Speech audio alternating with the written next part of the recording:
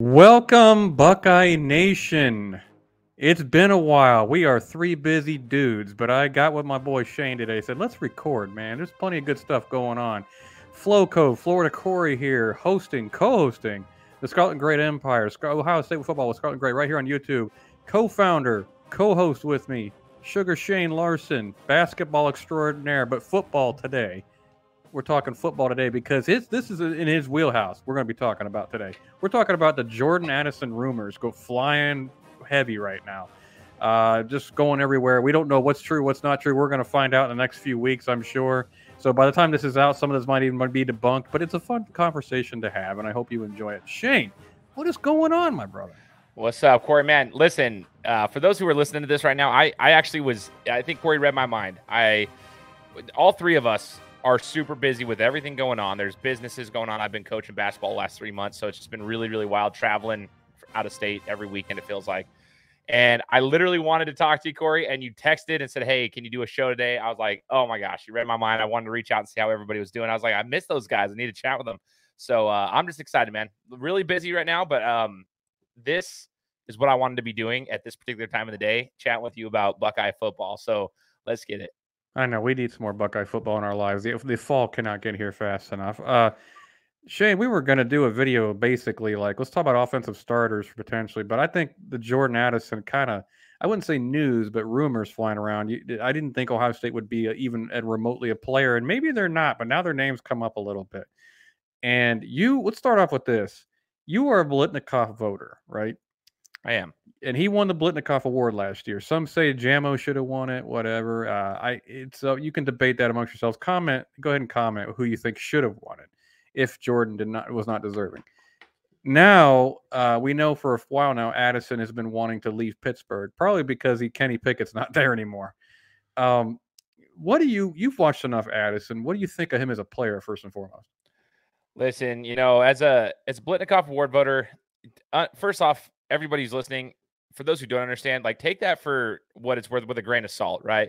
Biletnikoff Award, I will be the first to admit, there's literally no screening to be done in regard. Like, once they get you on the list to be a Biletnikoff Award voter, you have to have like the introduction. You have to be able. I actually interviewed with a guy to give me on the list, but once it's there, that is what it is. You know what I mean? They don't check to see if you're watching film. You literally get a survey every week, and you can click a button and just go down the list. It's like when you're voting for your politics. You can just click a button, boom, boom, boom, boom. You don't have to know a thing about them. So just take that for what it's worth. However, I will say I do my very best to take it seriously. So I try to watch film on every single guy that's on the list, even if it's a small school.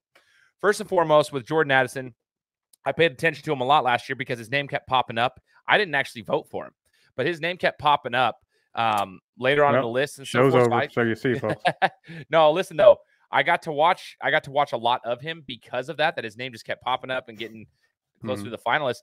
I'll tell you right now, going through Twitter, a lot of people, and maybe you agree with him, Cory, I don't know, so we'll chat about it. They're almost saying like he's not even good enough to be on our roster, right? Like being on a roster and being an actual contributor. I think that's a bit of a stretch, yeah. Well, so here's the deal. I read like 2 separate posts in a row, and those comments in the threads were like long about, oh, he'd be a third, fourth option. I'm like, whoa. Oh, the defenses he went against were trash. And I'm like, whoa, you guys, I don't know if you watched him. I think that's all stat watchers. I hate stat watchers. You guys got to go pay attention to what he's actually doing. The guy's not that big. He's 6 feet tall. Okay. 6 feet, 175, 180, if that. He's a smaller basically frame. What Olave is. I mean, right. But he can get the job done. I love the way that he plays. And I come from a small town, so I want everybody to understand, like Boise State, for example, Khalil Shakir, one of our best receivers. He is, yeah, you can say, oh, they play in the Mountain West. An athlete when you see one. Somebody who's an NFL talent when you see one. Khalil Shakir is obviously an NFL talent. He got drafted in the NFL. Like, he's a stud. He's going to do awesome there. Jordan Addison is a very, very talented receiver. That's all I got to tell you. He's a very talented receiver, and I actually hope Ohio State gets the chance to actually see him on the field, man. Yeah, I'm falling right in between the camps there. To say he wouldn't even make it on our roster is ridiculous, I think. I think we're purely looking at receiver rankings out of high school when we say that. I think after the top 3, there's a lot of question marks at Ohio State. That doesn't mean I think Addison would be number 4. But at the same time, it's okay to question it a little bit because let's go ahead and say it. JSN and is number one. That's unquestionable in Ohio State offense. Marvin Harrison we all feel he's going to be great, and I'm pretty confident to say he's going to be great. I wouldn't say he's proven it over a season yet, but he's going to be. We're confident he's going to be really great. Addison has proven more than Harrison, whether people like it or not. Emeka Egbuka is the number 3 slot guy. Those 3 we're confident are going to be studs. After that, I don't. Kam Babb, I'd love to see him play, but he's tore his ACL like 33 times, and I feel horrible for the kid. I hope he can stay healthy and play this year. Julian Fleming still a big question mark. He's injury prone. He's not really, in my opinion, showing that athlete we saw in high school quite yet. I don't know what his route running is like. And then you have Jaylen Ballard, who's a speedster, but his route running leaves a lot to be desired right now. And quite frankly, I don't know how well he's catching the ball, to be honest, after seeing him in the spring game. Then you got guys like Caleb Burton and things like that are, question who the heck knows? He's just getting on campus. So after those top 3, you have talent. You just don't have proven talent. And even in the top 3, there's really one really proven guy, and that's JSN. Addison is a proven receiver. I do think if he came to Ohio State, he'd be the number 2 guy. I do, over Harrison. But that being said, Shane, I don't know what your position on that is. Do you think he'd be number 1 or number 2, or do you think he'd be just down the depth chart a little bit? So here's where I actually agree with you on that. I think he's a smaller framed receiver. Like, let's be real. I know some people take offense to that. 6 feet. What the heck? That's not. No, those are some of the best receivers in football. But that is, and I think that actually plays well. So you'll look at Fleming and you'll look at Harrison Jr. Like, you'll look at those guys, and they're a little bit bigger frame. That's the reality. They're the 6'2", 6'3" frame, and that's a typical. That's a prototypical NFL body for a receiver. That being said, Ohio State's offense favors any kind of receiver that has speed. We saw that with Olave, right? Like, we know how that works. They play in space. They roll guys out. They get them in space when they're in one-on-one. Well, according to Matt Miller, Garrett Wilson was slow, so I don't know.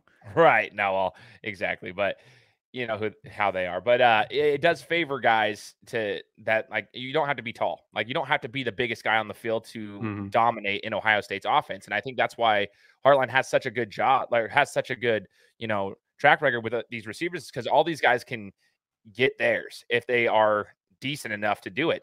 I do think so Addison has the experience and has proven, albeit in a different conference, but let's not act like Ohio State's playing dominating defenses every single week, especially pass defenses.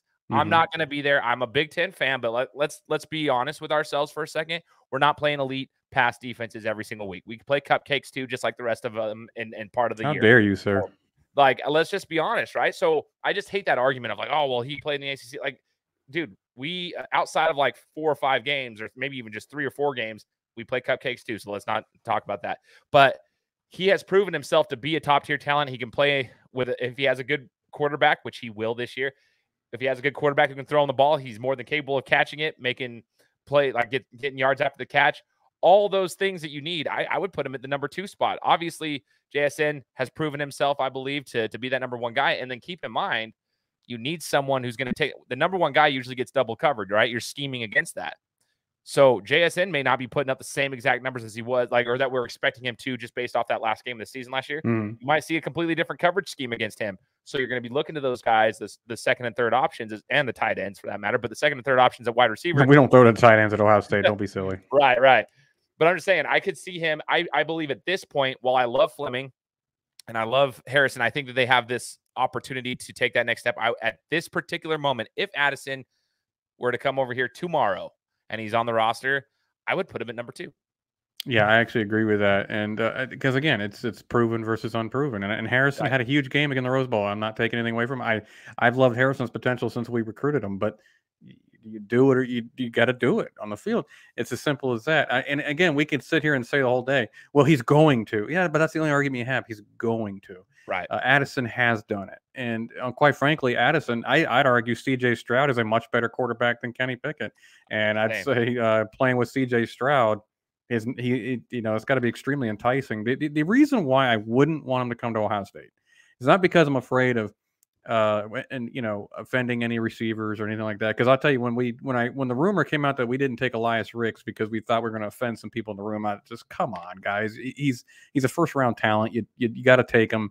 And I know everybody's like, well, now he's got caught with marijuana, as if he's the only college player who smokes marijuana. Anyway, but you want him in that room no matter what.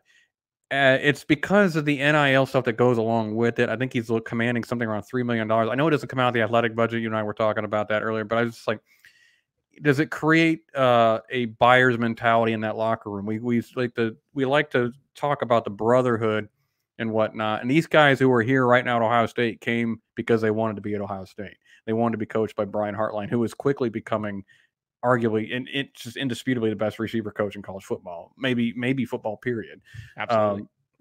And we all knew he would get there, but he's getting there at a rapid, fast time. So if Addison came to Ohio State saying, look, I don't need all that NIL stuff. I mean, I'll take what I can get, because players should take what they can get, but I don't need a deal in place or whatever. I just want to come be coached by the best and up my game and get to play with a first round talent quarterback, maybe first pick in the draft, Heisman winner quarterback. And on one of the most explosive offenses in college football. Look what happened with Garrett Wilson, Olave, and J-Mo Williams, one right after another in the draft. He's like, I can up my chances if I go here. And the rumor is he might be waiting on the call for Ohio State, but right now I guess Texas is a heavy target. USC, I don't know what happened with them. There was a deal in place. There might be tampering issues now. I don't know. Alabama's still lurking out there. What does that say about Brian Hartline, man? If he actually is in fact waiting on a call from Brian Hartline after all those schools are still going after his services?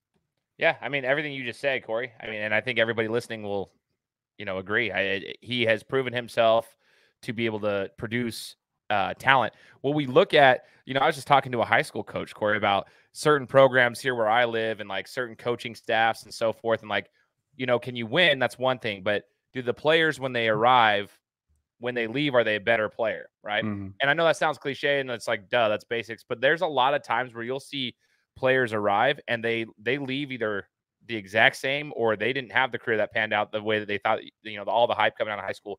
With Hartline, though, he has this track record of when those players get there that are under his wing, they typically speaking are a better player by the time they leave the program.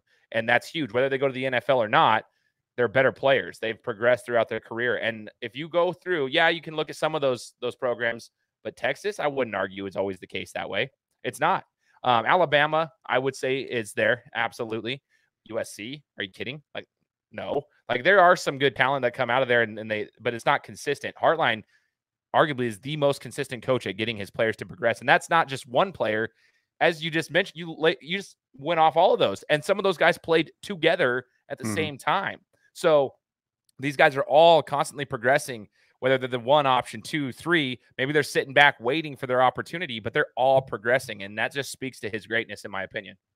Yeah, absolutely. And I mean, just it ups Brian Hartline's potential reputation to hear that the Biletnikoff winner is transferring, and he's like, USC, Texas, Alabama offering huge NIL deals. He's like, I still want to hear from Brian Hartline.